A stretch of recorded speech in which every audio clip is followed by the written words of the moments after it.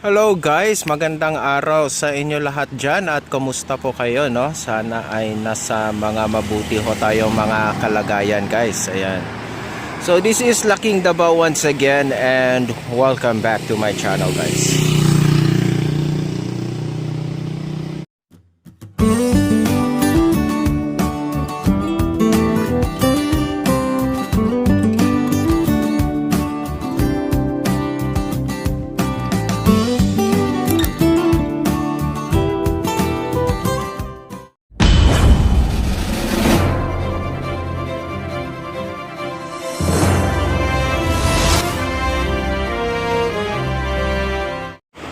Ayan, magandang araw sa inyo lahat dyan guys. So, nandito tayo ngayon sa F. Torres Street guys, no? Ayan.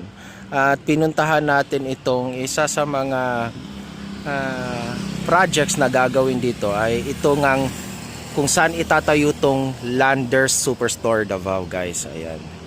So, ngayon, since this is a request also of one of our followers guys or our subscribers, no, si Dak Sangko, no, ayan siya guys, no. So shout out sa you sir, no, ma'am sir, okay. So ito po, no, finally makapag-update na rin tayo dito sa kung saan gagawin tong Landers Davao guys. So ito na nga guys, no, ito na yung latest na development dito guys, no. Meron ng mga parang nilagay na ano, no, I don't know, is that for parang may naka ano na dyan, no, sa barricade, ano ba yan siya, parang sa is kasama yata yan sa foundation guys, no, or sa walling. So ganyan. So as of now guys, kasi nung last vlog natin dito guys, this area was on clearing stage, no, kasi before guys, kung sa mga hindi nakakaalam guys, itong kung saan itatayo tong Landers Davao, ito pong area na ito dati ay dating gimikan, no, isa sa mga gimikan dito sa Davao, no. So maraming establishmento nandito sa loob, especially mga KTV bars, no, tsaka different kind of bars, coffee shops, no, also. So dito yon. So nung time na nag-vlog tayo, ang ginagawa nila, dinidemolish nila yung mga structures na nasa compound nito, no. So ngayon totally demolished na at ang napansin ko dito parang nag-ano pa sila, no, ng lupa, no, parang nagdagdag sila ng lupa para ma-elevate ng konti, no. Ayan. So ngayon guys, ito na ho siya, no. At saka ang naano ko nito sa Facebook,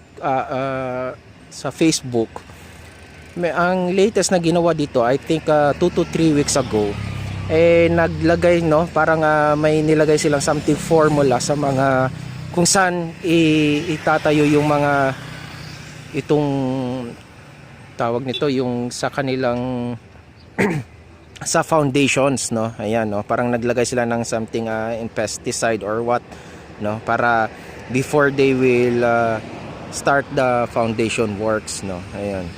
So ngayon kung mapapansin natin guys, iyan na, no, ito na yung nagagawa, no. Ayan, no, meron parang may frame na siya, frame ba yan sa ano, no. Ayan. Kasi I think guys, ang gagawin dito guys, usually naman kasi sa mga makabagong technology ngayon guys, teknolohiya ngayon sa mga paggagawa sa mga construction, ay usually yung ginagamit nila ngayon yung mga prefabricated na guys, no, yung fabricated na ng mga steel beams ganyan. So possible niyan by December or maybe this month, no, November, merong mga may possible na may dumating dito na yung mga frames nga, no. So this month or sa December, yung parang ipapasel na lang nila yan guys, no, ikakabit-kabit na lang dyan. So yung pinaka gagawin lang nila ngayon dito is the main foundation, no. Ayan. So mabilis lang to, no, hindi to aabutin ng mga 1 taon bago to matapos, no. Siguro pinakamatagal nito if kasi kung maano natin sa kanilang timeline guys, no, sa Landers, no, na nilabas nila. Ang nakalagay kasi diyan quarter 4, no, 2023. Since ngayon guys, we are on the 4th quarter nga, di ba? Kasi patapos na yung taon. Ngayon, tatlo actually yan parang tatlo yan na Landers, no, kasama isa na diyan yung Davao. I think Bicol yung isa diyan, no. Ayan. So, I think nasa ano naman sila, no, they are on the right track, no, kung nasusunod yung kanilang plan, no. Ayan, so I think, no, meron pa nga silang dating na-i-post no, coming soon in Davao, no, December 2023. So possible December talaga yung parang start of construction, pero nakikita natin dito guys, ginagawa na nila to, no. So this is actually a construction already, na start of construction already of the Landers Davao, no? Ayan, so ngayon yan na, no. Hindi lang natin alam kung ano yung magiging ano, wala pa silang nilabas kung ano, pero halos magkakamukha kasi yan, no, yung mga Landers guys. So yun, ang hindi na lang natin alam kung paano, kasi itong compound na ito guys, napakalaki nito guys, no, hanggang doon to, hanggang sa may yun, no, lampas pa doon sa may parang mga puno-puno na yan, sa likod niyan kasama pa yan guys, no. Ayan, so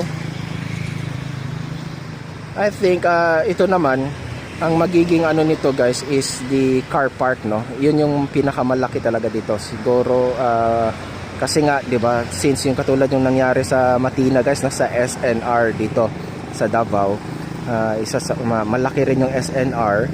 Tapos yung sa kanilang car park paminsan, lalo na kapag may mga promo sila, nagkakakulangan sa car park, no. Ayan, so possible dito guys, since malaki masyado itong compound na ito, meron ngang inilabas dyan guys, no, sa Facebook, parang nakuha yan sa Google Earth guys, na makikita natin dyan yung size, no, ang laki ng land area. Ayan, no, yan, so makikita mo tong land area na ito guys, napakalaki talaga to, laki ng sakop nya, no. Yan, makikita mo kahit yung pinakamalayo na image na guys, ganun pa rin siya kalaki, no. Halos parang isang bloke, sobra pa sa isang bloke yung ano niya, no. Ayan, so ito nga, palagay ko nga dito guys, no, this land area is more than I think mga more than 2 hectares to, no, or more or less 2 hectares itong total land area nitong itong compound na ito, no, na itatayo, kung saan itatayo itong Landers Davao. Ayan, so yun, no. So ngayon, yan ang latest, no. I think they are already, may mga nakikita na akong parang mga bakal-bakal na nakatusok na. Ayan, so maybe that is the foundation already, no.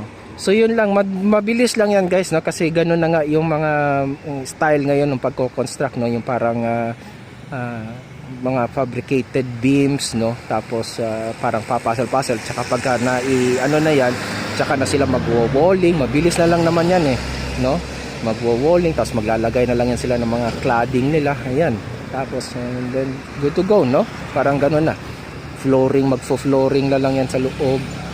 Ito naman, madali naman to, wala naman to masyadong cheche-bureche sa loob ng Landers. Siyempre dapat yan parang isang napakaluag na space sa loob, no, kasi nga para it's a superstore, no, parang ganyan, parang grocery, no, ang style. So wala no masyadong kaya mabilis lang to, no. Kung ito maumpisahan nila ito, no, pagdating ng kung dumating ang mga fabricated beams nito guys, no, by this month or December, I think by February siguro guys, this 2024 February, this Landers Davao is open already, no. Ayan, so yun guys, no, yan lang naman ang pinunta natin dito, no. Nag-update tayo dito sa kung saan itatayo tong Landers Davao. Ayan, so yan, shout out kay Dak Sangkol, Sangkol ba yan? Oo, yan, basta shout out sa iyo. Yan, So ngayon lang ako naka-vlog ulit dito guys, no. Ayun. So there's nothing more, no. Wala naman trabaho ngayon since ngayon ay November 1, no. Ayan. So mga ano ngayon, it's a long weekend, no, for us, no, sa mga ano nagkaroon ng botohan. Ayun. Yung nakikita nyong building na yan guys, that is the Mesa Tierra Gardens by the Cebu Land Masters, no. Yan yung pinakaunang project ng Cebu Land Masters dito sa Davao. And then the other one, yung sa may likod, is the Vivaldi Residence, no. Ayan.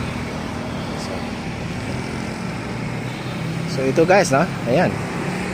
So tabi lang siya nitong, malamang tatalikuran niya tong Angel Funeral Homes, no. So malamang ang opening nito, ang frontal nitong Landers guys will be doon, no. Doon na area, doon siya naka front, no.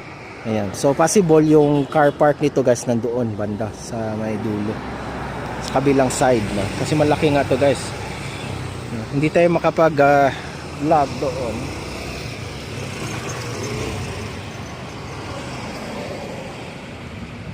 Ayan guys, no.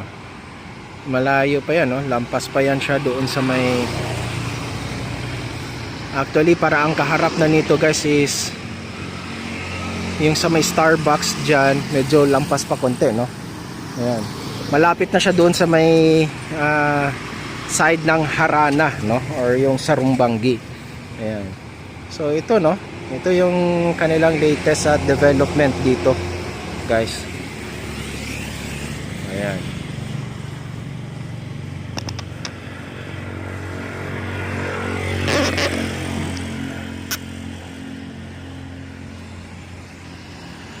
So yun guys, no.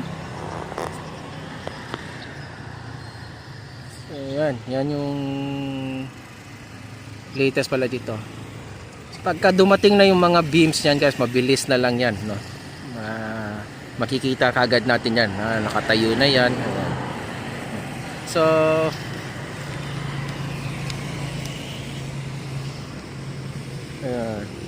so that's it guys, no.